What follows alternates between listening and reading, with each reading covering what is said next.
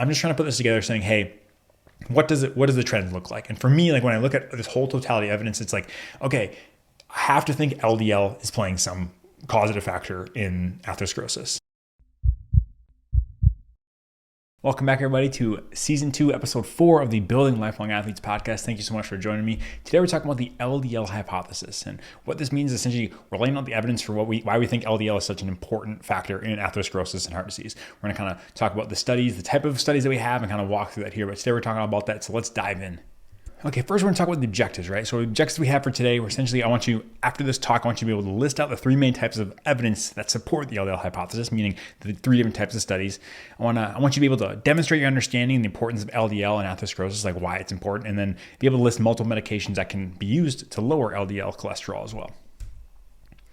So the importance we're talking about here is, why do we study this? Why are we wasting a whole podcast on this, Jordan, you might ask? Well, I think it's really important because it helps paint a picture of the evidence that we have. Kind of, if we take a step back, this is kind of help guiding us to where have we come from and where are we currently? This kind of gives the framework or kind of leads a path as to why we think what we think. So we're going to cover various landmark trials, big important ones that people talk about, and we're talking about the different types of evidence that we have as well. Like I said, for us, this kind of gives us a chance to look at a 30,000 foot view and see the direction of the evidence, right? I think that's really important when we're talking about something as important as this. You want to step back and say, hey, what does the totality of evidence show? And that's what we're hopefully going to go for today. And it's important to learn from the past, right? Because if we have to learn from the past, it's helpful in helping us understand what lies ahead for us and what we need to look at and what we need to improve. And like I said, this is just going to be hopefully helpful for you so you can assess the evidence yourself, understand and say, hey, this seems to make sense. We're going from here, or maybe you disagree. That's fine too. But this is kind of the way I've pieced it together and the way it's made sense in my brain. And so that's what it's going to be essentially is me putting together the things that I've learned and kind of what I see. All right, so real quick, we're going to talk about an LDL review. We've gone through this ad nauseum in previous podcasts. If you're interested in that, please go back. I have one all about cholesterol synthesis and whatnot and lipid metabolism. But just a real quick review here. Cholesterol can be synthesized or absorbed, right? So we can either make it or take it in from what we eat. When it is absorbed, it's made eventually into a chylomicron, and that includes ApoB48, ApoC2, and ApoE as the apolipoproteins that it has. ApoC2 then acts with lipoprotein lipase and it cleaves triglycerides to make remnants, right? So then we have these triglycerides, we have these remnants of chylomicrons, or essentially chylomicron remnants, and then those go back to the liver, are taken up and then broken down, and they can either recycled or used or whatnot. But then eventually our body, once we have all the components broken down, we build back up some more stuff and we end up building up VLDL. But when we assemble this VLDL, once again, remember that we no longer have ApoB48, right? That's only with the chylomicrons. When we get the VLDL, we start to have our ApoB100 proteins, and that's super important, right? ApoB100, we think these are the atherogenic lipoproteins. So anything that has an ApoB100 can theoretically cause atherosclerosis. And so once the VLDL gets out in the bloodstream, eventually gets degraded by lipoprotein lipase, like we talked about the chylomicrons. So it kind of cuts stuff up and it makes it into IDL. And then IDL has a couple options. It can either, go make hormones, it can go get recycled, or if it kind of hangs around longer, can be broken down further, once again, by LPL or lipoprotein lipase, or it can actually be acted on by CETP, or it can be made more cholesterol rich by an exchange of cholesterol and triglycerides, and eventually become LDL.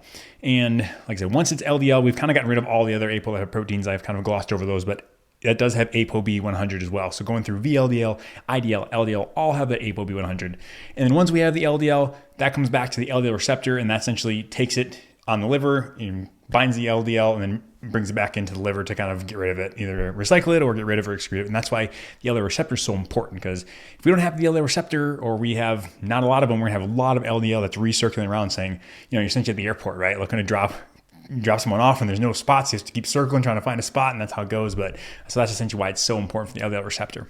And then on top of that, we talked about LDL, like how we make it and all that. Now we're talking about the pathogenicity theory. So saying why is an LDL such a problem? Right, it's floating around. Why do I care? Well, to begin with, native LDL isn't a problem. So the LDL is just floating around, just that's nice, fresh, young LDL. It's really not a problem. It's, really the oxidation when it gets oxidized, which is, chemically changed. That's when we have an issue.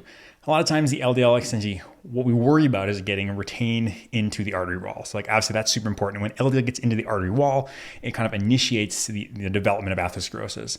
But again, when a native LDL gets in there, it can get in there and it can be okay. It doesn't necessarily induce what we call these macrophage and foam cell formation, which we talked about in previous podcasts, but making the early signs of atherosclerosis. It doesn't happen normally. It doesn't happen all the time. So LDL can get in there and they can kind of get cleared. That can happen.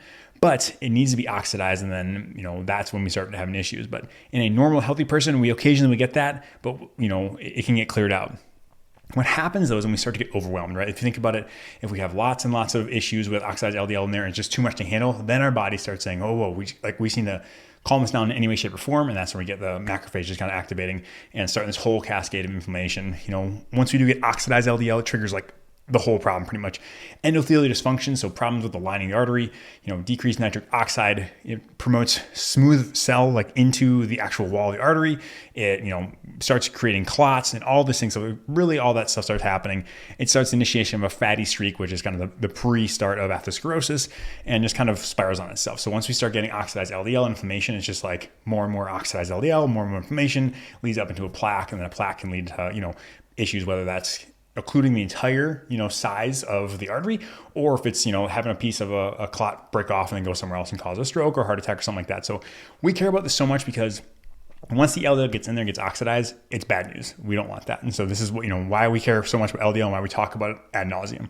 All right, so next we just want to talk about the history of atherosclerosis. So it's kind of like where did we come from, where we're going. So 1910 states all the way back to here. We had a German scientist who found plaques on the aorta with cholesterol. Kind of looked at it under the microscope, and after dissection said, "Oh, that's cholesterol." And then 1913, a curious scientist in Russia fed pure cholesterol to rabbits and could produce atherosclerosis after he saw it in postmortem discussion.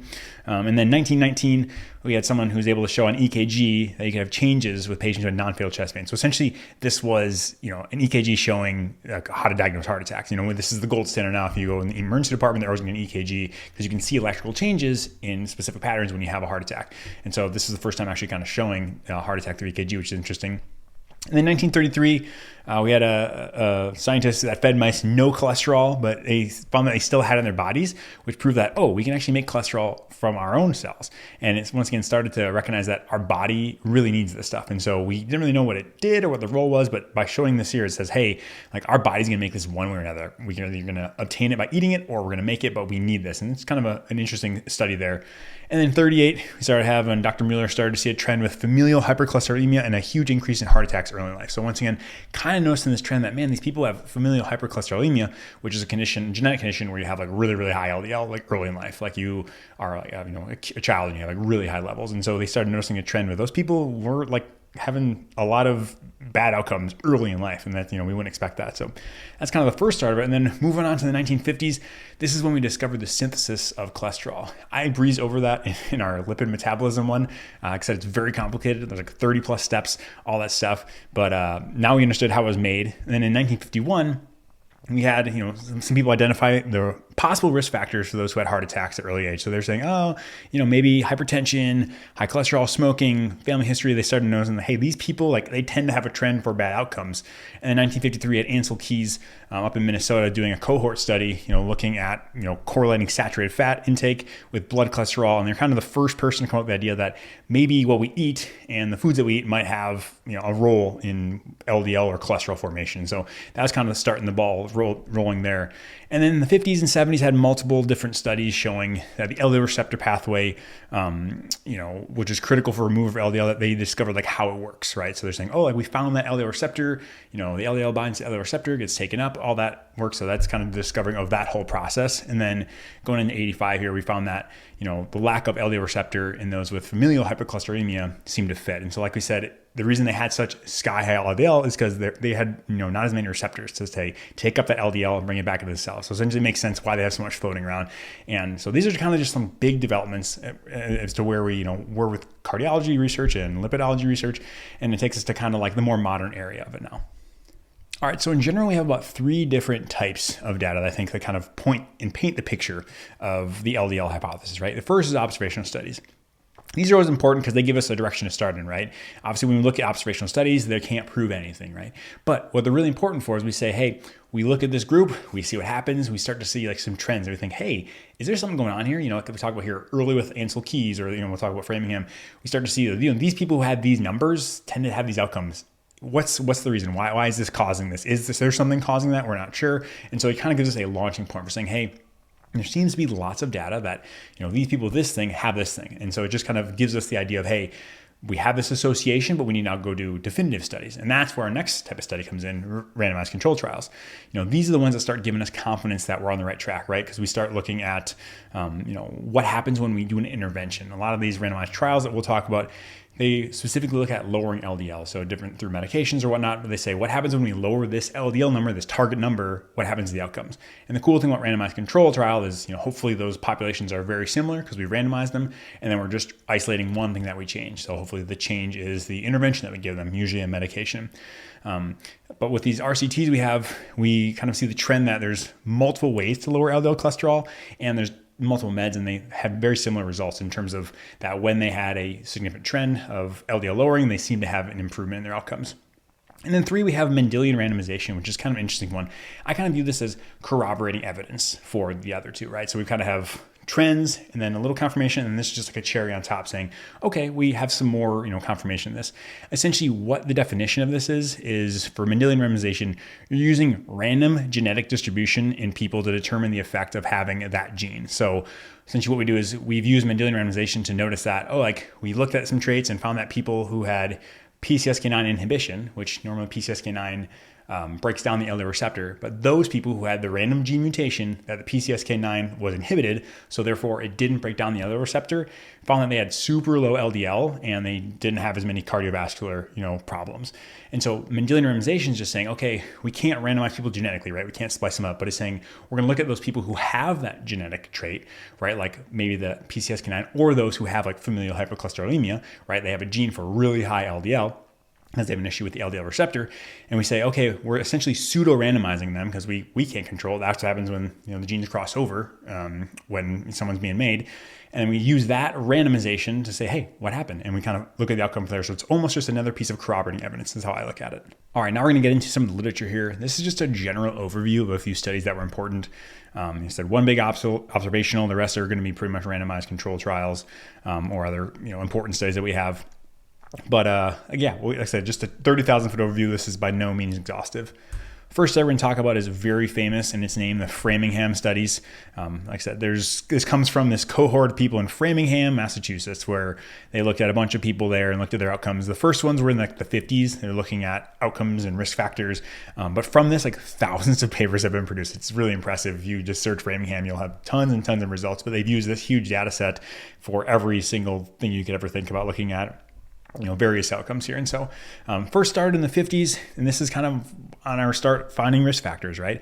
Just looking at associations saying, hey, it looks like high blood pressure, high cholesterol, smoking are bad, exercise is good, which, now that sounds ridiculous, but at the time, this is like cutting edge saying, oh, well, we didn't really thought of this.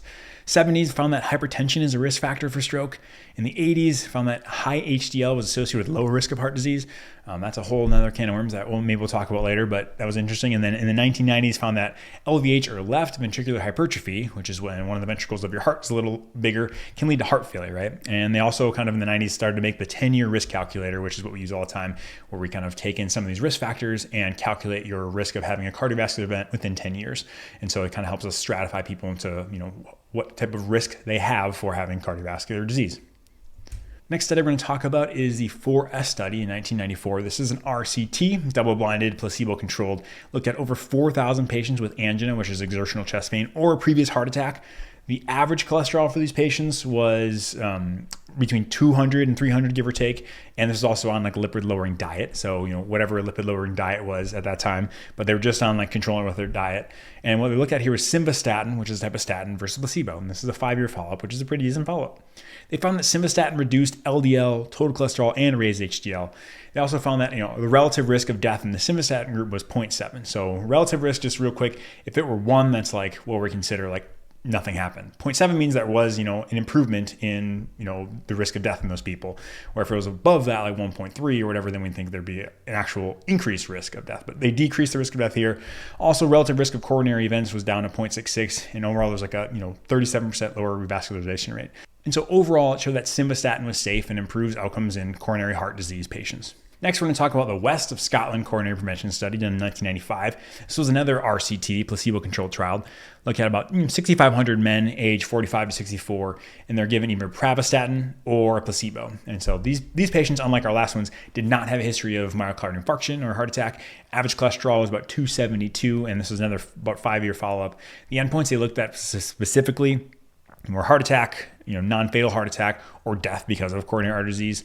What they found was the statin lowered cholesterol by about 20% and LDL by 26%. So this is kind of giving us good information. And they also found a relative risk reduction of coronary events of 31%, death from coronary heart disease by 28%, and death from all cardiovascular causes by 32%, and then all-cause mortality by 22%. So once again, the trend was that those on statin groups tend to have better cardiovascular outcomes. Next, we're looking at the CARE trial from 1996. This was another randomized controlled trial. Looked at over 4,000 patients on, once again, pravastatin 40 or placebo. And these patients did have previous heart attacks, so people with known previous cardiac problems. And average cholesterol was like about less than 240, LDL somewhere between 115 and 174. And endpoints were looking for fatal coronary events or a non-fatal MI. They found a 3% absolute difference and 24% risk reduction overall in cardiac problems. Stroke reduced by 31%. Overall, they said, once again, LDL lowered by 32% to an average of like under 100, and found that the relative risk reduction of coronary events was 31%. So once again, just additional corroboration. If you look at these images, if you're following along here in the video version of this podcast, you're going to see what we call a Kaplan-Meier curve. So essentially, it's showing the kind of the differences between groups. And on the top line, you'll see placebo, and this kind of dotted line, the solid line is the pravastatin. And you can see the difference there. On the left graph, we see incidence, which is like, how much this is happening versus over the years. And it shows that the pravastatin group pretty convincingly shows that it did not have as much fatal coronary heart disease as the people on the left. And the right, looking at coronary bypass surgery, or revascularization. And once again, pravastatin group seemed to have less of that. Next, we have the Heart Protection Study. This was another randomized, double-blinded, placebo-controlled trial. Over 20,000 patients, this is a big one. And this looked at simvastatin 40 versus placebo. These patients, once again, had a history of coronary disease, arterial disease, or some type of diabetes, and looked at mortality and fatal or non-fatal vascular events. Once again, found a 18% reduction in coronary heart disease death rate and 24% reduction in first stroke or MI. So some decent numbers there. Moving on, we have the PROSPER trial. This was another randomized controlled trial with 5,000 patients taking pravastatin 40 or placebo. Ages was a little higher here, and so this is looking specifically at elderly people in terms of age 70, 82, history of vascular disease, arterial disease, or diabetes. And endpoints here were cardiac death, non-fatal MI, and strokes. Found a hazard ratio of 0.85, which once again, hazard ratio, if it's 1 means no difference. Hazard ratio of 0.85 means there is an improvement. So less likely to have for death, non-fatal MI, and stroke. And there was an improvement pretty much in all outcomes except for necessarily stroke. This is just the risk of having it, but the outcomes didn't matter as much. And so it showed that statins were also potentially helpful in elderly population as well. So it's kind of a new population that this was talking about. So next we're going to talk about like the reduction of LDL via statins, like specific trials looking at that.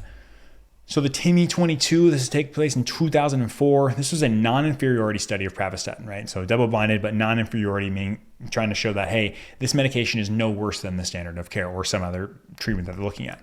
4,000 patients were either given pravastatin, 40 milligrams, or 80 milligrams of atorvastatin. And so they were looking at atorvastatin and say, hey, is this as good as pravastatin? That's essentially what they're looking at here. This was given people who just had ACS, so acute coronary syndrome, so essentially heart attack, STEMI or NSTEMI. They're in the hospital for this for some reason. And the endpoints were death from any cause, heart attack, unstable angina, or revascularization, like getting a bypass surgery. The LDL average was about 95 in those people who were taking pravastatin versus 62 in atorvastatin, and there seemed to be a 16% reduction in the primary endpoint in atorvastatin group. And so, like I said, it was looking for non-inferiority, saying, hey, is this as good as pravastatin? And it showed that, hey, actually it's not equivalent, and it was superiority. And this is atorvastatin 80 milligrams, which is completely maxed out there. But once again, look on the right in the Kaplan-Meier curve, we have death or major cardiovascular event, and the atorvastatin group seemed to have a significant decrease in those. Next, moving on to the IDEAL trial in 2009. This is another randomized trial, about almost 10,000 patients given simvastatin 20 or atorvastatin 80. These patients had a history of heart attack. Follow-up was about 5 years, and the endpoints were major cardiovascular events. The baseline here, the patient's LDL is about 125, which is not too elevated, but with people who have a history of MI should be lower. And what they found was that the LDL got down to like 79 in those in the atorvastatin group and down to only 102 in the simvastatin group. And, it didn't show necessarily that we had significant outcome changes, but once again showed that like once you're on a higher dose of atorvastatin, it did seem to lower LDL lower, which is interesting. Like I throw this one in here because this kind of throws a wrench in there, saying like, well, like there's no statistical significant difference between groups, but there shows trends and stuff. And so this is why it's so important to look at, the whole totality of it. This definitely shows like, oh, if you just saw this picture or saw this study, you'd be like, oh, it doesn't seem to matter at all. But like I said, when we step back and look at the totality of it, we'll have ones like this. But it's good to know this corroborating evidence that this, didn't show what we always show. And so it's good piece of information to know. But once again, did show that it does have strong effects of LDL, even though the outcomes here didn't show a big improvement. All right, next we're going to talk about the reversal trial, which is an interesting trial and different from the other ones that we've talked about so far because they're looking at essentially the size of the plaque in artery. So this was a randomized double-blind trial, and what they did is about 500 patients were either given pravastatin 40 milligrams or atorvastatin 80 milligrams, and these patients had symptomatic coronary artery disease. Like we know these patients had it. They had more than 20% stenosis, and their LDL was about 120s to 210s, somewhere around there. And the endpoints, what they're looking for was the change in atheroma volume via ultrasound evaluation. So essentially what they did, they threw an ultrasound on there to try to look at, what the artery looks like. And they're saying what percentage of, that artery is occluded, what's the size of atheroma. So they're actually looking, trying to look inside there and using it as a proxy for atherosclerosis. What they showed is that the pravastatin group had progression, meaning that the atheroma still got bigger, even despite being on the medication. Whereas the atorvastatin arm showed no progression. So it halted the progression of the atherosclerosis. Pretty impressive. When you think about it, that's the gold standard, right? That's like the holy grail. Can we stop atherosclerosis? And so it seems like it stabilizes and stopped it when compared to pravastatin. All right, moving on to our next study, the ASTEROID study. This was 2006 done. This was a prospective open label blind endpoint study. This is another visualization study. So essentially we had 500 patients with a baseline IVUS, which is intravascular ultrasound. So once again, looking at the plaque burden, and they were given rosuvastatin 40 milligrams. Baseline LDL was about 130, and their endpoints were change in the atheroma volume via that ultrasound like we talked about. And so what was interesting in this is the endpoints were evaluated by an endpoint committee, meaning, like I said, it was blinded, meaning the people did the ultrasound and then a different group, a committee kind of looked at it and said, oh, what does it look like? So that's what how it was blinded, which is, I thought, pretty cool. They found that the rosuvastatin lowered LDL by 50%. In all three measurements they had of disease burden regressed. So they had multiple measurements in terms of how big it was, did it progress, yada, yada, all that stuff. But all three measurements showed disease burden regressed when they were on rosuvastatin 40. And so, of course, those are just statin studies, but there are more than just statins out there. So we're going to talk about a couple of their studies that talk about things other than just statins.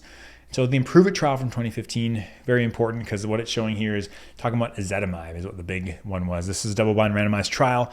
More than 18,000 patients with a history of ACS or acute coronary syndrome in the past 10 days. So like we talked about, people who had heart attacks or something like that were in the hospital. They received simvastatin 40 milligrams or simvastatin 40 milligrams plus ezetimibe 10 milligrams. And we've talked about ezetimibe as a different type of medication, works in a different type of pathway from a statin. So, kind of a combo pill here. And the baseline LDL of those people who were already on statins were about 50 to 100, so pretty darn low. And then 50 to 125 if not on a statin. And the endpoints they looked for were cardiovascular events about 6 years in the future. Essentially what happens in the combo group, the LDL got down to 53, which is crazy low, and then 63 in the monotherapy group. And then in terms of outcomes and the event rates, there's about a 2% absolute risk reduction for the combo group. So for ezetimibe plus that simvastatin. And if you look right on the Kaplan-Meier curve, you can kind of see that red line is the simvastatin ezetimibe combo treatment, which showed decreased risk of events. And you might be saying 2%, Jordan, what does that mean? Is that anything clinical? And I say, 2% here and there through multiple means can be significant. But I think what this is so important, why this trial was so important, is because it's showing that you can get LDL lowering, additionally on top of by stacking medications, so adding something other than a statin, and seem to improve outcomes in terms of benefits. So what it's showing is hey, if we continue to stack on LDL lowering medications, that will, one, lower the LDL more, and then two, may have an improvement in outcomes. So that's why this was kind of an important one. Next, we have the DESCARTES, I'm not even sure, in 2014 study, another double-blind placebo-controlled randomized study.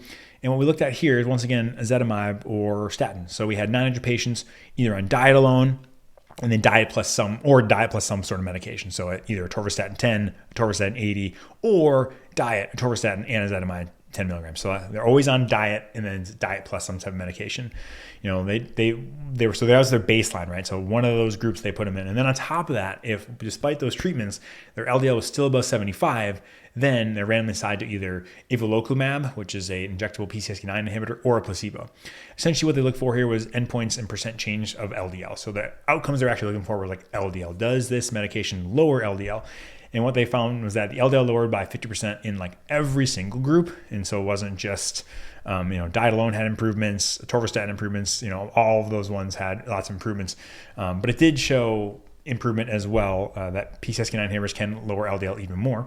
And so what was kind of interesting, this is kind of just a trial like, hey, like what happens when we add a PCSK9 on top of things, like do we have more room for LDL lowering? And it turns out that we actually do. But I like this study too as well because it shows that, man, like you can do lots of things, statin medications, statin and ezetimibe, diet alone, like you can do a lot of things to control your LDL.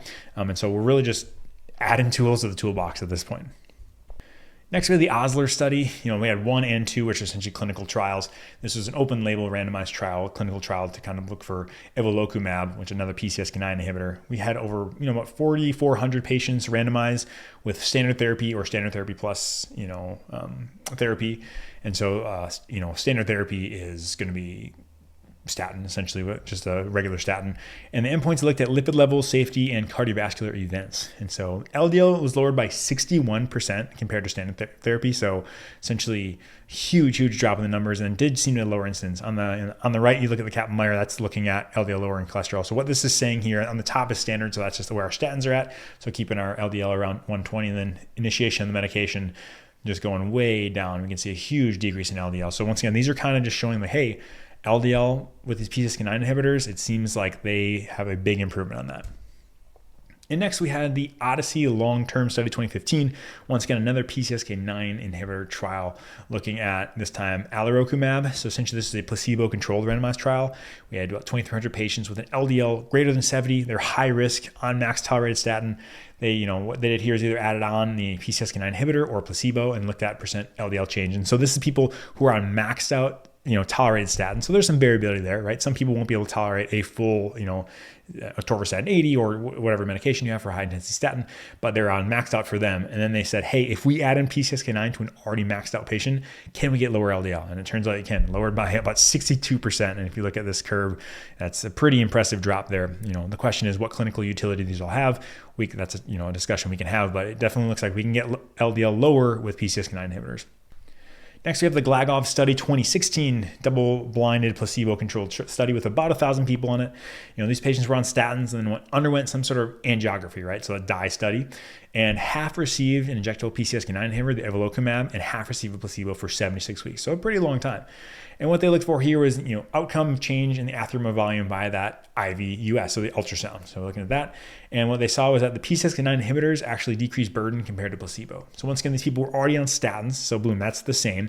And now we're saying, hey, if we give this PCSK9, what happens to our atheroma or our plaque burden? Does it look the same? Well, it looks like with the PCSK9 inhibitor, it actually decreased some of that. All right, now we're looking at a systematic review from 2016, looking at randomized controlled trials, they had clinical outcomes, specifically over 300,000 patients from these various trials. And it was looking essentially at the risk for vascular events per 1 millimole per liter reduction in LDL. So in America, we don't use millimole per liter, we use milligrams per deciliter. And that's essentially 1 millimole per liter is 38 milligrams per deciliter. So they looked at, when we lower it that much, 1 or 28 milligrams per deciliter, what happens? And found that we have an improvement in our risk. So essentially statins, the other ones like bile acids, ezetimibe, and PCSK9 inhibitors all decrease. You'll see 0.77, 0.75, and 0.49. Like I said, 1 would mean nothing, and this shows that all three of them tended to have an improvement or, towards their outcomes. And so what they found essentially is there'd be a 23% risk reduction for every 1 millimole per liter decrease in LDL. So essentially, if you lower your LDL by 1 millimole per liter or 28 milligrams per deciliter, there'd be about a 23% risk reduction, which is kind of a cool little way they put it all together, an interesting thing to think about. All right, next, moving on to the FOURIER Trial from 2017, a randomized controlled double-blinded placebo study of more than 27,000 patients who were already at ASCVD and were on statins, but their LDL was over than 70. What they had here was essentially evolocumab or PCSK9 inhibitor versus placebo.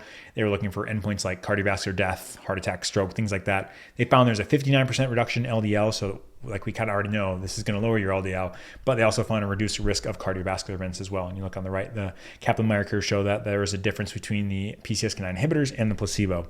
Next trial, we're looking at ODYSSEY outcomes from 2018, another randomized double-blinded placebo-controlled study with almost 19,000 participants.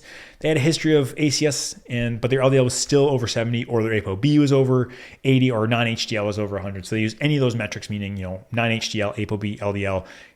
All three of those are potential markers of risk, and so they looked at those and said if you're over one of these markers, you qualify.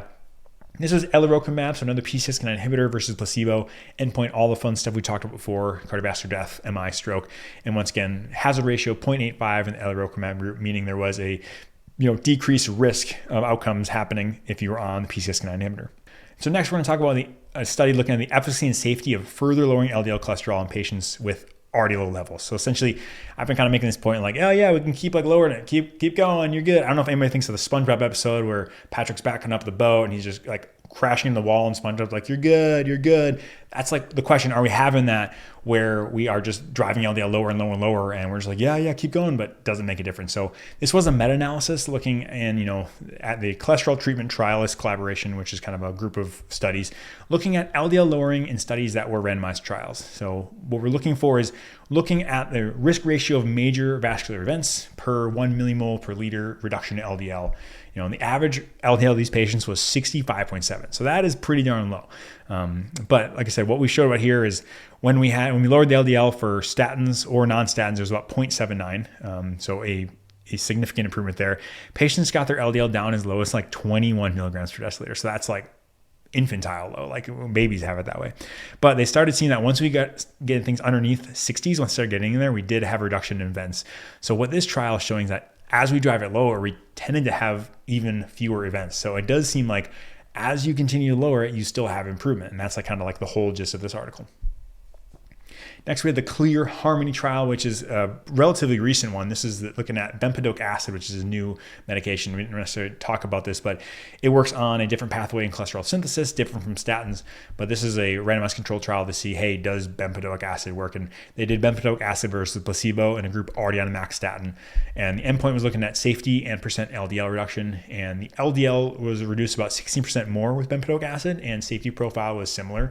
And then just recently, like a couple weeks ago, this CLEAR Harmony study had an update in 2023 looking at biomarkers, and they showed an improvement in all biomarkers, and had a different 2023 study showing improvement in cardiovascular event outcomes in statin intolerant patients. So like saying if a patient couldn't take a statin or wouldn't take a statin, they tried bempedoic acid, and they seem to have improvement in their cardiovascular outcomes. So this is just like another piece of the puzzle saying, okay, we've had statins, ezetimibe, we've had PCSK9 inhibitors, and we've all these different types of medication. Here's another one that lowers LDL and seems to improve outcomes. So it's like, these are the pieces that are kind of, I'm stacking together saying, okay, it seems to be like LDL is playing a significant role in causing cardiovascular disease. If, every time we lower it, we seem to have better outcomes. And this is an interesting study looking at here, going back a little bit to 2004. This is not an RCT, but it's talking about how low can we go? Because a lot of people are like, I'm a little worried that your LDL is 60 or 50. What's going on? What I looked at here essentially is kind of a cool article. The average LDL in Americans is about 130. Total cholesterol 200 plus. This is America. Land of the Twinkies. That's what we do. But it showed that in other tribes throughout the world, or other people, if they're untouched by our typical Western diet, could have cholesterol as low as 95, on average, to 140. That's a total cholesterol. We've seen, seems like in studies that atherosclerosis progression starts to happen when we get above 67, so that threshold, so 67, 70 is when we start to see atherosclerosis, and below that, we don't seem to have that. But like I said, in multiple studies, we've shown that people can get as low as 21. And so what this uses more like a kind of like a useful guide for us, meaning hey, what's going on? How low is too low? And I guess we don't have an answer to that yet, but it's saying, hey, we have documented history of people who are, living in other places that are untouched by our modern society and risk factors and stress and all that stuff. And their LDLs are getting pretty darn low, low to the point where it'd be what we're going for here, but low saying, hey, it's low and they're doing fine functionally. So we probably have a theoretical basis for getting there. Obviously just having a theoretical understanding of it seems like, okay, that's not what we should hang our hat on, but it just helps reinforces that, hey, with that and the combination of the outcomes and saying that, hey, it looks like people are doing okay as we get lower. So it suggests that lower is typically better. But once again, it's kind of just an interesting study. And finally, we're going to talk about some Mendelian randomization studies. Like I said, like I mentioned before, this is kind of like the cherry on top. This is, what we're looking at here is a meta-analysis of 9 polymorphisms. So essentially 9 polymorphisms and 6 genes, so kind of genetic components, and what happens on the long-term exposure for coronary artery disease and when compared to statin use for LDL lowering. So this is looking at these people who had this genetic variation from their birth versus those who were given a statin-lowered medication or a LDL-lowered medication later in life. So this early versus late intervention. Essentially, all the polymorphisms were associated with reduction in coronary heart disease, per unit lower LDL they had.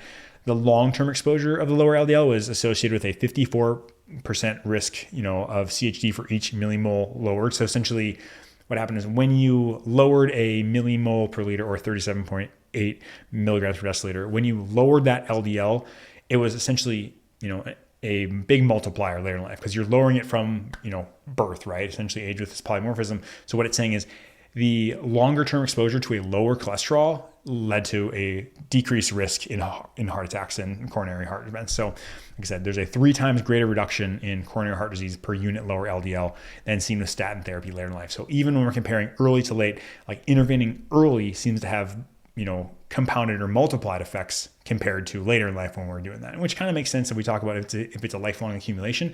The earlier we get to that, the less problems we'll have later down the line. All right, and so for the last study we're going to talk about here, this is looking at a Mendelian randomization study at the NPC1L1 or HMG-CoA reductase gene. So essentially what this is saying is like, this is where ezetimibe or statins work for their mechanism of action. So this study is kind of looking at like those people who have genetic changes where essentially they're on either ezetimibe or statin or both. What happens to their cardiovascular risk? Long story short, it looks like decreases a little bit. The NPC1L1, it lowers your LDL by about 2.4 and your risk of coronary heart disease by about 5%, or same thing with statin, about 2.9 lowering of the LDL and about 5% lowering risk of CHD. Put them together, add on, both of these genes was about 5.8 milligram per deciliter lowering of the LDL and about 10 or 11% lower risk of coronary heart disease. And so it's kind of an interesting one saying like, hey, what happens if we lower LDL from the get-go? It seems to have some improvement in cardiovascular disease. Okay, so let's put this all together, right? That was a rapid fire ton of studies. I wanted to just have these out there so you can look at it. You can hopefully use this as a resource and say, hey, what's going on? Like, what was that study you talked about? And you can hopefully, use this as a launching pad so you can start, looking at yourself, looking at the data. But this is kind of my brain dump of what's going on. This is a cool picture here showing a bunch of those really important studies we talked about, right? The FOURIER, ODYSSEY outcomes, all these ones that we've talked about, and kind of plotting some different charts here. And you can see, these are all landmark studies together. The left is showing the relative risk reductions of the different trials, showing that, hey, we're having some relative risks down to like 30, 40%. And I know people will say, Jordan, it's relative risk. What's the absolute risk? And it's like, oh yeah, that's a very fair question. That's a very fair question. But I'm not necessarily saying definitively that, the absolute and relative risk, that's a discussion for another time. But what this is showing, I'm trying to, paint my picture of, the LDL hypothesis are showing, even if it is relative risk, right, we're seeing a consistent relative risk decrease when we lower LDL in terms of, cardiac outcomes. And so that left one showing that pretty much all the trials, a couple of them had, the aim high went a little above, but most of them, the giant trend showing that we have an improvement in relative risk in cardiovascular disease when we lower LDL. On the right, it's showing the percent of cardiovascular event rate, which as you see, the x-axis shows LDL, and then the event rate goes up on the y-axis. And as we go higher, we seem to have an increase in event rate, right? And so that's once again showing that the higher LDL we have, we tend to have more outcomes and bad outcomes. And so once again, I'm just trying to put this together saying, hey, what does the trend look like? And for me, like when I look at this whole totality of evidence, it's like, okay, I have to think LDL is playing some causative factor in atherosclerosis. I think that most people will say that, hey, LDL is definitely playing a factor. And, I think you can't academically be honest or have integrity and say like LDL plays no factor. It does, because we know in the studies that LDL gets in the wall, causes it. How much does LDL matter? That's up for debate potentially for some people, but I think it shows definitively that like you're playing with fire if you're just consistently having your LDL elevated. I think that having them around, having the LDL particles around seem to trend in the direction of leading to bad outcomes. And the more you lower that, the better outcomes you have. And so for me, like when I step back and look at all this stuff, like I said, it just tends to look that way. And this is kind of some graphics representing that. And so take home here, like I said, we had observational randomized controlled trials, Mendelian randomization showing that LDL seems to play a direct role in atherosclerosis. There's now a ton of different ways to lower our LDL, whether that's through statins, ezetimibe, PCSK9 inhibitors, or bempedoic acid. The goals of this lowering will depend on your history, whether you have cardiovascular disease, history of heart attack, all these different things. But typically we're going to be shooting for pretty low numbers. And then the general outcome seems to be that every millimole per liter reduction in LDL reduces your events by 10% in the first year, and then about 20% in year 2. And then they're cumulatively adding up will probably decrease things by like 50 to 55% by like 40 years. And so that kind of fits in with the theory that, it starts as we're aging, and as we continue to progress, it kind of builds up and accumulates over time. And so for me, I hope this was helpful for you. Like I said, I know this was a rapid fire, like, oh my gosh, there's so many studies, but that's like what the whole lipidology like sphere is. There's just so many studies to look at. But like for me, this kind of paints the picture that LDL, looking at observational, randomized control, Mendelian randomization, it seems to show that when we decrease LDL, we seem to have improvement outcomes. And so that's kind of like where modern cardiology is at this time, and like the thought behind those things. And I just wanted to like lay it out there saying this is what's out there. So all right, so thanks so much for sticking with me here. I know there's a lot. I know I flew through that, but I really appreciate you.